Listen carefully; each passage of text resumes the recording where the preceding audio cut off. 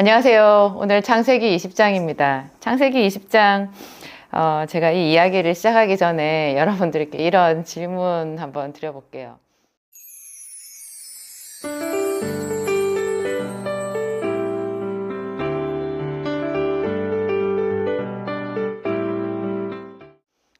신의 직장 하는 이야기 많이 들으셨죠? 여러분, 누구나 다 신의 직장에 직원으로 채용될 수 있어요. 그리스도인이라면. 그것을 어떻게 생각하세요, 여러분은? 제 말이 무슨 말인지, 얼른 이해가 되셨나요? 하나님의 사명을 위해서, 하나님께서 주신 사명을 위해서 자기 인생을 걸으라는 말이에요. 그러면, 우리는 하나님의 종이 되거든요. 그리스도의 종. 그리스도의 종이 되면, 그렇죠. 우리의 사업주는 하나님이 되시는 거죠. 나는 그 하나님 나라의 직원이 되는 거예요. 하나님 나라의 종이 되는 거예요.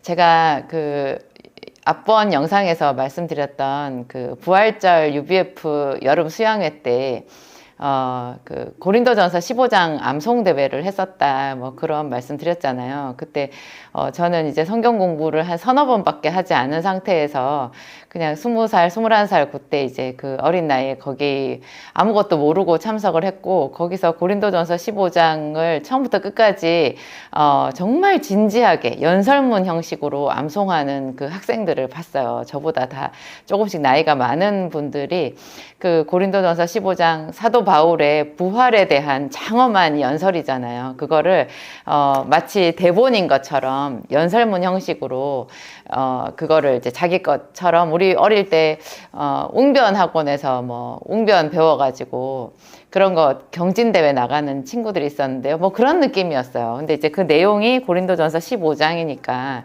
이제 그거를 암송을 하는데 제가 아주 감동을 많이 받았었거든요. 뭔지 내용은 하나도 알지 못해도 그 뭔가 비밀스러운 것이 있고 그게 진리의 말씀을 듣는 기쁨이 아니었을까, 제가 요즘에는 그렇게 생각하는데요. 그 암송을 하기에 앞서서 이제 대회에 임하는 그 학생들이 무릎 꿇고 이제 상 같은 거 이제 앞에 놓고 거기에 딱 무릎 꿇고 심사위원들 앞에 앉아가지고요. 미리 하는 게 있었어요. 마치 그 재판할 때 증인이 선서하는 것처럼 한 사람 한 사람 그 학생들이 그 앞에서 어떤 선서 같은 거를 하는 거예요. 저는 그것도 참 신선했었거든요. 지금 생각해봐도 너무 감동적이에요. 정말 감동적이에요. 그때 그 선서처럼 그 학생들 한 사람 한 사람이 딱 하는 말이요. 나 그리스도의 종, 나 그리스도의 여종 아무개는, 이렇게 시작했어요. 이 고린도전서 15장 암송을 통하여서 뭐 어쩌고 저쩌고 막 이렇게 얘기했어요. 근데 저는 그 앞에 뒤에 말은 생각이 안 나고요. 앞에 자기를 그리스도의 종 혹은 그리스도의 여종 아무개는, 이렇게 말을 하는 거예요. 세상에서는 저희가 이제 민주주의가 최고라는 교육을 받았기 때문에 우리는 자유시민이잖아요. 그런데 새삼스럽게 자기를 그리스도의 종이라고 말을 하는데 왜 그렇게 그 말이 신성하게 들렸을까요? 지금도 신성해요. 근데 그때 저는 예수님도 알기 전이었고 성경 공부 이제 막 시작하고 아무것도 알지 못하는 그런 학생이었는데도 이제 대학교 1학년 학생이었는데도 그 그리스도의 종이라는 그 말이 너무 좋게 들렸어요. 어떤 영국의 뭐 귀족, 뭐 왕자, 왕녀 이런 것보다 더 차원 높은 어떤 단어로 들렸었거든요. 그래서 저 집에서 따라 해봤었어요. 저 혼자서 고린도전서 15장을 혼자서 읽으면서 나 그리스도의 여종 진정주는, 이 말을 몇 번을 반복을 해본 거예요. 그 여종이라는 말, 종이라는 말이 그렇게 좋게 들릴 수가 없었어요. 여러분은 누구의 종이세요? 제가 한참 지난 다음에 어떤 목사님이 써놓은 책에서 보았나, 하여튼 어디서 봤는데요. 모든 사람은 누군가의 종이래요. 하나님의 종이든지 마귀의 종이든지. 영적인 세계는 딱 두 개로 나뉘어져 있잖아요. 이게 회색 지대가 없어요. 그래서 하나님께 속했든지 아니면 마귀에게 속했든지, 자기는 하나님께 속했다고 하면서 하는 행동이 마귀의 행동이면, 마귀랑 훨씬 더 친하면 그 사람은 자기도 모르게 이제 소속이 마귀 쪽으로 바뀌는 거죠. 근데 우리가 계속해서 기도하고 이 기도 학교에서 이렇게 기도를 배우고 또 저가 하고 있는 이 창세기 공부를 하시는 것도 좀 더 하나님께 가까이 나아가고 그분의 음성을 더 잘 듣고 그분의 시민이 되기 위해서 하는 거잖아요. 시민보다 훨씬 좋은 것이 종이에요. 오늘 창세기 20장은요, 좀 그런 사전 지식이 없이 그냥 보면은 의문투성이인 장이거든요. 왜냐하면 아브라함이 그 맨 처음에 창세기 12장에서 했던 똑같은 실수를 또 해요. 왜냐하면 자기 아내를 또 다른 나라에 가서 블레셋 땅에 가가지고 거기서 자기 아내를 또 누이 동생이라고 말하고요. 또 똑같은 일이 재현이 돼요. 그래서 아니 그동안 아브라함은 완전히 사람이 달라지지 않았나? 이제 이름도 아브라함으로 바뀌고 사라도 사레였다가 사라로 바뀌고 다 바뀌었는데 또 그 땅에 가서 너무나 똑같은 그 실수가 반복되는 거예요. 그것도 너무 이상하고 그 다음에 이 바로 앞장에서 사라는 나이가 많아가지고 노쇠해서 자식을 낳을 수 없다. 아브라함도 이렇게 너무 늙어서 이제는 소망이 없다. 이렇게 말했는데 새삼스럽게 여기서 그 그랄 왕 아비멜렉이요. 사라를 아름다운 여인으로 보고 취해간 거예요. 그래서 아니 사라가 노쇠했다고 했는데 이것은 또 뭐 무슨 일인가. 이런 것에 대한 뭐 신학적인 논쟁이 많다고 하더라고요. 제가 그런 거를 다 알 수는 없지만 제가 한 가지 이런 거는 있어요. 여러분 경수가 끊어진 여인도요 충분히 아름다울 수 있어요. 요즘에도요 그런 사연들이 많아요. 주변에 한번 보세요. 여러분 나이를 가늠할 수 없는 정말 신비로운 아름다움을 가진 여인들이 50대, 60대에도 심지어 있어요. 근데 이때 사라는 130 몇 세 그 수를 다한 여인이었거든요.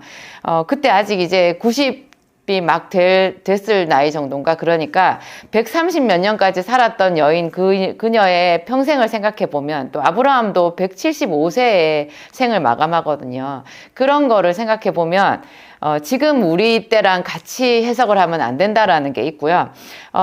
이때 하나님이 애굽에 있었던 그 사건하고 좀 다르게 사뭇 다르게 그랄 왕 아비멜렉이 사라를 취해가자마자 그날 밤에 바로 아비멜렉의 꿈에 나타나시거든요. 이런 거를 보아서 저는 시기적으로도 이 지금 약속을 하나님께 이삭이라는 아들을 약속으로 받은 다음에 이루어진 일이라는 거는 저는 확실하다고 생각이 들어요. 네. 그런 거는 중요하지 않고 여기서 중요한 것은 왜 하나님이 있잖아요. 애굽 땅에 있었을 때보다 여기서 훨씬 더 적극적이고 즉각적으로 아브라함을 위해서 일하시느냐고요. 아브라함이 여기서 기도했다는 장면도 없고, 근데 여기서 바로 그 그랄 왕의 꿈에 그날 밤에 바로 나타났다고 그랬어요. 사라를 취해간 그날 밤에 있죠. 얼마나 즉각적인지 하나님이 나타나셔가지고 세상에 그랄 왕 아비멜렉을 혼냈어요. 네가 취해간 그 여인으로 인해서 너는 죽으리라. 그랄 왕 아비멜렉은 깜짝 놀라면서 아니 나는 죄가 없다. 그 여인이 남의 아내라고 지금 말씀하셨는데 자기들끼리 분명히 자기 오빠라 그랬고 누이 동생이라고 했고 나는 순전한 마음으로 이렇게 했다. 그렇게 말해요. 그러니까 하나님이 네가 순전한 마음이기 때문에 내가 너에게 알려주는 것이다. 그렇지만 네가 그 여인을 돌려보내지 않으면 너는 반드시 죽을 것이다. 이렇게 말해요. 좀 신기하잖아요. 그래서 다음날 아비멜렉이 일어나가지고 자기 그 신복들을 다 불러가지고요. 사연을 얘기를 하면서 막 너무 다들 놀라하는 거예요. 그래가지고 이 아비멜렉이 아브라함을 불러서 또 막 호통을 치죠. 네가 나한테 무슨 악감이 있어서 나한테 네 아내라고 말하지 않아가지고 나와 내 나라가 다 망할 뻔했다고 막 혼을 내면서 또 두려우니까 있잖아요. 두려우니까 그 사라에게 은 1000개도 주고 하여튼 아브라함을 극진히 이렇게 대접을 해주고 보호를 해줘요. 근데 하나님이 그 아비멜렉에게 하신 말씀이요. 그는 선지자라 그래요. 그러니까 아브라함이 선지자라는 거예요. 여기서 아브라함이 선지자라고 하나님이 말씀하신 것도 신기하지 않으세요? 아브라함을 우리는 선지자라고 잘 부르지는 않잖아요. 그냥 믿음의 조상 아브라함, 뭐 하나님이 나의 벗 아브라함이라고 했으니까 하나님이 친구라고 말했을 정도로 하나님과 친밀했던 아브라함 이렇게 생각하는데요. 여기서 분명히 하나님이 아브라함을 아비멜렉에게 일컬으실 때 그는 선지자라 이렇게 말씀하신 거예요. 그러면서 그가 너를 위하여 기도하리니 네가 살려니와 이렇게 말해요. 완전히 아브라함을 이렇게 높여주시는 거예요. 이게요, 나중에 시편 105편에 보면 이 장면이 나오거든요. 시편 105편에도 나오고요. 제가 찾아보니까 역대상 16장에도 나와요. 그러니까 이게 결국 역대상 16장이랑 시편 105편이 같은 건데요. 다윗 왕이, 그러니까 아브라함 시대보다 훨씬 나중이잖아요. 거의 1000년 가까이 시간이 지난 다음에 다윗 왕이 아삽이라는 사람을 시켜서 시를 지어요. 하나님을 찬양하면서 감사 시를 짓는데요. 그때 아브라함과 이삭과 야곱과 이때 이 자기 조상들이 가나안 땅을 이렇게 전전긍긍하면서 하나님의 보호하심 아래 있었던 그 일을 추억하면서 하나님을 찬양한 장면이거든요. 그때 이렇게 나와요. 내가 가나안 땅을 너에게 주어서 너희 기업의 지경이 되게 하리라. 그때 저희 인수가 매우 적어서, 사람의 숫자가 적어서 이 족속에게서 저 족속에게로, 이 나라에서 다른 민족에게로 유리하였도다. 사람이 그들을 해치기를 용납지 아니하시고 그들의 연고로 여러 왕들을 꾸짖어서 이르시기를 나의 기름 부은 자를 만지지 말며 나의 선지자를 상하지 말라 하셨도다. 아브라함이 하나님의 종이었던 거예요. 그래서 하나님이 당신의 종을 위해서 적극적으로 개입을 하셨던 거예요. 제가 시편 143편을 최근에 묵상을 하다가요. 너무너무 은혜로운 구절을 찾아냈어요. 시편 143편 마지막 절인데요. 주의 인자하심으로 나의 원수들을 끊으시고 내 영혼을 괴롭게 하는 자를 다 멸하소서. 나는 주의 종이니이다. 이 구절이 있더라고요. 나는 주의 종이니이다. 요즘에는요, 사람들이 목사님이나 전도사님만 주의 종인가 이렇게 생각하실 수가 있는데요. 성경적으로 보았을 때는 그렇지 않아요. 여러분, 베드로 사도가 분명히 말했거든요. 베드로 전서에서 우리를 왕 같은 제사장이라고요. 왕 같은 제사장이라고 하셨어요. 그래서 하나님께서 받은 그 아름다운 덕을 선전하게 하려 하신다고, 우리를 왕 같은 제사장이라고 그렇게 분명히 베드로전서에 기록이 되어 있거든요. 그리고 저희 교회가 안디옥 교회인데, 안디옥 교회는 사도행전 13장인가 거기 나오잖아요. 거기 보면 안디옥 교회는 평신도들이 주축이 되어서 일했던 그런 교회였어요. 거기에 선지자와 교사들이 있었거든요. 성령 받은 사람들이요. 예언을 하고 가르치기도 하고 이랬기 때문에 거기 선지자와 교사들이 있었던 그런 교회로 안디옥 교회가 있어요. 지금 이 시대는 성령의 시대인 거예요. 그래서 누구든지 하나님께 사명을 받아서 그 하나님의 사명대로 순종해서 열심히 이렇게 일하고자 하는 사람은 누구든지 다 주의 종이거든요. 우리가 하나님 앞에 은혜 받기를 간절히 원하잖아요. 여러분들 자기 삶을 하나님께 드려보세요. 하나님 저에게 주신 사명이 무엇일까요? 모든 사람들에게 다 사명이 있어요. 그런데 그 사명을 하나님께 순복해서 받아들이는 만큼 우리는 하나님께 어마어마한 삭스를 받아요. 이 세상에 있는 그 신의 직장이라고 하는 구글, 우리나라에도 신의 직장, 한국은행이 신의 직장이라고 하던가요? 금융감독위원회는 신도 모르는 직장이다. 그런 별명도 있더라고요. 저는 제가 약국을 하면서 예전에 그런 소망이 있었어요. 사람들이 신의 직장에 가고 싶어 하는데 나는 내가 신의 직장을 한번 만들어 보고 싶다. 그런 생각을 했었거든요. 그거는 이제 제 사업적인 저의 이야기고요. 그래서 제가 저희 직원들한테 굉장히 잘해주려고 그래요. 연봉도 많이 높여주고 소망을 주고. 그렇죠. 우리는 구글 같은 데 가서 일을 할 일은 없겠지만 한국은행에서 우리를 채용해 주겠어요. 그러진 않지만 우리끼리 있잖아요. 정말 선한 사업을 하고 그 선한 사업을 직원들과 함께 나누고 하면 그게 신의 직장이지 않겠어요? 그렇지만 또 더 크게 하늘나라를 바라봤을 때 우리 모두는 하나님의 종이고요. 그리스도의 종이고, 그러면 우리는 이미 신의 직장의 일원이 된 거예요. 우리에게 앞으로 무슨 환난이나 고통이나 그런 게 있어서 우리가 망하는 일이 생길까요? 기도하다가 망한 사람은 없잖아요. 하나님의 종으로 살다가 망한 사람은 없어요. 우리에게는 이 세상에서 형통한 것뿐만 아니고 그것보다 더 큰 이 세상이 감당할 수 없는 그런 영생의 축복까지 허락해 주셨잖아요. 오늘 이 창세기 20장에 아브라함의 안전을 위해서, 아브라함과 사라를 위해서, 그리고 아브라함과 사라에게 하나님이 스스로 주신 약속이 있었잖아요. 내년 이맘때 내가 너에게 다시 오리니 사라에게 아들이 있으리라. 내가 너를 통하여서 민족들에게 복을 주고 너로 큰 민족을 이루게 하리라. 이런 약속이 있었고 그 약속에 아브라함이 순종한 거예요. 그래서 그 순종하는 그 과정에서 이런 어려운 일을 겪게 된 거잖아요. 아브라함은 사실 갈대아 우르 사람이었고 거기에 그냥 눌러 앉아 있었으면 이런 아비멜렉에게 또 바로 왕에게 자기 아내를 시집 보낼 이런 위기는 아주 만날 일도 없는 거예요. 그런데 하나님께 순종하고 하나님의 말씀대로 나아오다가 여러 가지 환란을 만난 거잖아요. 이런 것에는 정말 하나님이 우리보다 앞서서 일해 주신다는 것. 그래서 이게 우리가 흔히 하는 그 나라와 그의 의를 구하라. 그리하면 이 모든 것을 너희에게 더하시리라. 그런 말하고도 이게 맞아 떨어지는 거죠. 하나님을 위해서 일하면 하나님이 우리를 위해서 일해 주신다. 그런 이야기인 것 같아요. 저도 제가 제 삶을 하나님께 드린다고 했거든요. 제가 처음에 예수님을 만났을 때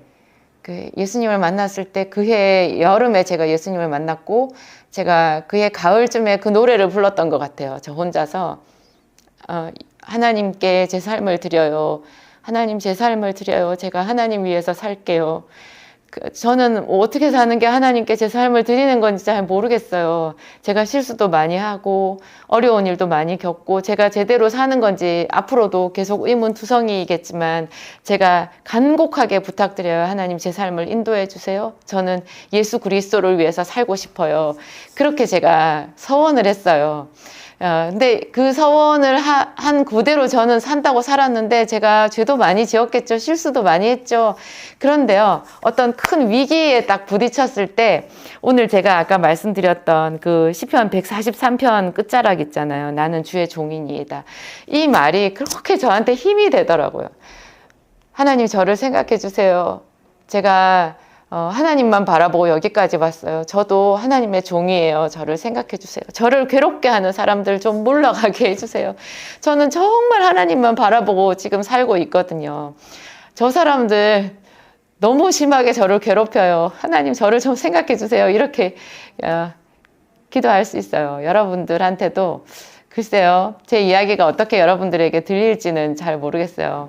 그렇지만 글쎄요, 제 기도학교 그리고 제 창세기 이 교실을 같이 수업을 듣고 공부를 하시는 분들은 상당히 많이 이 이야기에 공감해 주실 거라는 그런 확신이 듭니다. 기도하겠습니다. 하나님 우리 아버지 감사합니다. 하나님 우리 아버지 감사합니다. 우리를 세상 가운데 두지 아니하시고 그리스도의 것으로 택하시고 부르셨음을 믿습니다. 하나님 우리 아버지 주의 성령이여 임하시옵소서. 우리에게 더 임하시옵소서. 우리는 세상에 속하지 아니하였고 주께 속하였습니다. 그리고 그리스도의 종입니다. 하나님 우리의 삶을 하나님께 올려드립니다. 날마다 하나님께 더 올려드립니다. 하나님 저도 이미 대학생 때 하나님께 제 삶을 드린다고 했지만 그것으로 끝나지 않고 매일매일 시시때때로 생각날 때마다 내 삶을 다시금 하나님께 드리고 여기까지 왔습니다. 더 많은 사람들이 전적으로 자기의 삶을 하나님께 의탁하도록 인도하여 주시옵소서. 하나님 우리가 우리의 삶을 하나님께 드렸을 때 주는 더 우리에게 가까이 오시고 하나님 이 세상이 알 수 없는 이 세상이 상상할 수 없는 그런 큰 은혜로 우리를 덮어주십니다. 성령께서 우리의 빛이 되시고 우리 발의 등불이 되십니다. 내가 내 삶을 위하여 애쓸 때보다 내 삶을 하나님께 온전히 드리고 주의 일을 위하여 애쓸 때 하나님 훨씬 더 큰 평안과 기쁨을 누리고 더 많은 인생의 즐거운 것들을 보게 될 줄 확신합니다. 우리 인생의 최고의 전문가이신 하나님 인도하시옵소서. 하나님 말씀이 우리 속에서 하나님 한낮의 햇빛과 같이 더 원만하게 하옵소서. 완전한 충만한 광명에 이르게 하시옵소서. 그 말씀의 빛이 더 빛에 빛을 더하고 더 광명에 광명을 더하여서 하나님 우리를 하늘나라까지 인도하도록 도와주시옵소서. 연약한 우리들을 강건하게 하여 주옵소서. 아브라함에게 힘이 되셨던 하나님, 아비멜렉을 꾸짖으셨던 하나님, 아브라함을 위하여서 세상의 많은 왕들을 꾸짖으시고 하나님 그 이후 이스라엘을 위하여서 하나님 그 제국들을 꾸짖으시기도 하셨습니다. 하나님, 이 세상에 당신을 믿는 우리들이 이렇게 연약하고 작은 수이지만 하나님은 우리를 보호하시고 믿는 자들의 기도를 통하여서 세상의 역사를 바꾸어 가시는 줄 믿습니다. 하나님, 우리 아버지, 우리의 귀를 열어주시고 눈을 열어주시고 걸음을 지도하여 주시옵소서. 예수님 이름으로 기도하였습니다. 아멘.